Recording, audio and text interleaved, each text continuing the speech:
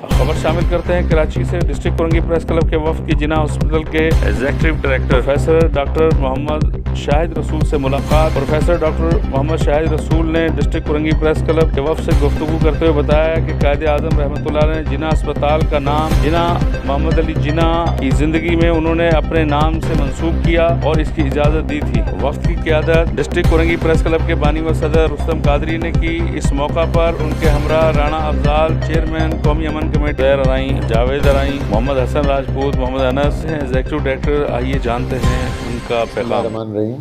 मेरा नाम डॉक्टर शाहिद रसूल है। मैं प्रोफेसर ऑफ सर्जरी और एग्जीक्यूटिव डायरेक्टर हूँ जिना पोस्ट ग्रेजुएट मेडिकल सेंटर का।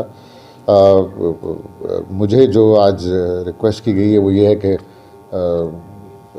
इस हॉस्पिटल के हवाले से और कायदे आज़म मोहम्मद अली जिना के हवाले से मैं बात करना चाहता हूँ कि ये वो हॉस्पिटल है जो कि सबसे पहले जिना साहब ने अपनी ज़िंदगी में ही इसको अपना नाम से मंसूब करने की इजाज़त दी थी, और लेकिन उनकी शर्त ये थी कि हमेशा फ्री हॉस्पिटल रहेगा और गरीबों का हॉस्पिटल रहेगा। और अल्लाह ताला का शुक्र है कि आज इतने सालों के बाद ये हॉस्पिटल ग्रो कर गया है, काफ़ी सारी फैसिलिटीज़ एक्स्ट्रा बन गई हैं और इंशाअल्लाह ताला हम इसको एक मॉडल हॉस्पिटल बना के दिखाएंगे आपको। शुक्रिया।